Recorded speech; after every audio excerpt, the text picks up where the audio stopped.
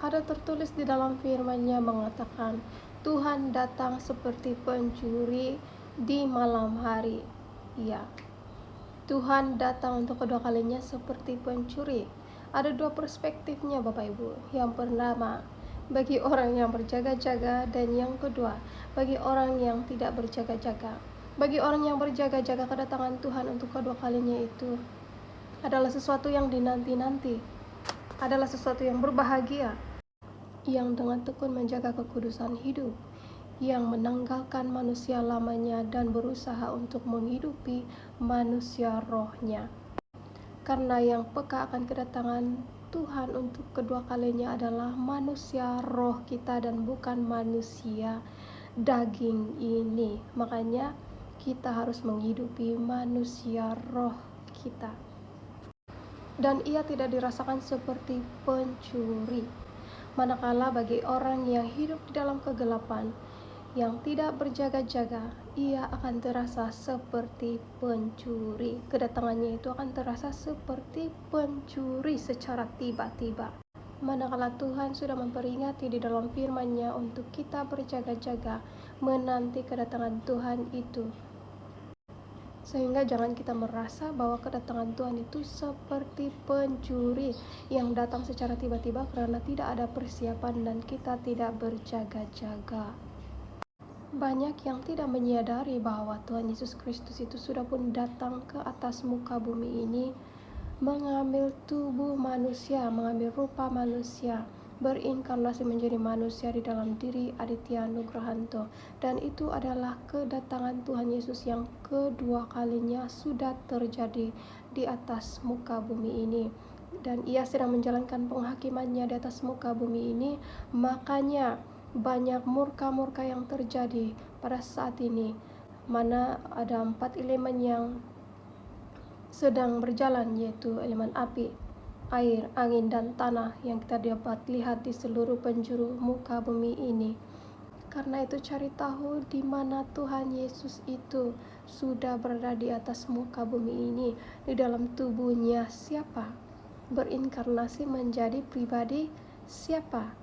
Jika Anda benar-benar mencari kebenaran itu, Anda akan mengetahuinya, Anda akan melihatnya, mengoreknya seperti mengorek harta karun, dan Anda akan menemukan di mana keberadaannya pada saat ini.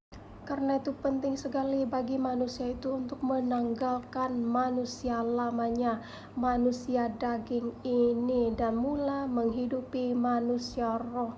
Karena manusia roh itu yang terkoneksi dengan Tuhan, bukan manusia daging kita ini yang penuh dengan kelemahan, penuh dengan kedagingan. Caranya menghidupi manusia roh di dalam diri kita ini ialah membayar harga yang mahal, menanggalkan kedagingan-kedagingan, menanggalkan manusia lama kita, berpuasa mematikan kedagingan. Berpuasa ada kuasanya untuk menghidupi manusia roh yang ada di dalam kita.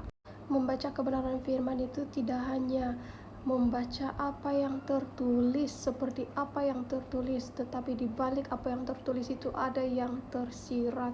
Karena di dalam firman-Nya banyak mengungkapkan kode-kode, banyak mengungkapkan perumpamaan-perumpamaan yang memerlukan hikmat ilahi untuk mengartikannya, yaitu apabila kita menghidupi manusia roh kita, kita akan mengartikannya karena manusia roh kita terkoneksi dengan roh ilahi itu sendiri, roh kebenaran.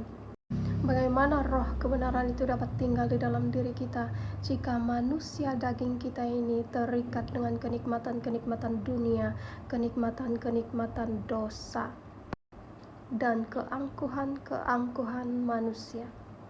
Ya, dan sekali lagi saya mengatakan, ketiga pribadi ilahi yang Esa, Bapa, Anak, dan Roh Kudus itu sudah berinkarnasi, sudah memakai tubuh manusia di atas muka bumi ini, di dalam wadah yang terpilih, yang sudah dilayakkan oleh Tuhan semesta alam itu sendiri, bukan layak di mata manusia, tetapi layak di mata Sang Ilahi, di mana Bapa Syurgawi, Roh Bapa Syurgawi yang ada di dalam diri Pak Eman Lahagu, di dalam pribadi yang sangat rendah hati, dan juga Roh Jesus Christ yang sudah ada di dalam diri Pak Aditya Nugrahanto, yang sudah mati sebelumnya akibat kecelakaan motor, tetapi roh Tuhan Yesus Kristus yang mengambil tubuhnya kembali, menghidupinya kembali, dan Roh Kudus, roh kebenaran yang ada di dalam diri mempelai Fei Hamdani yang membukakan kebenaran-kebenaran itu, bahkan maksud-maksud,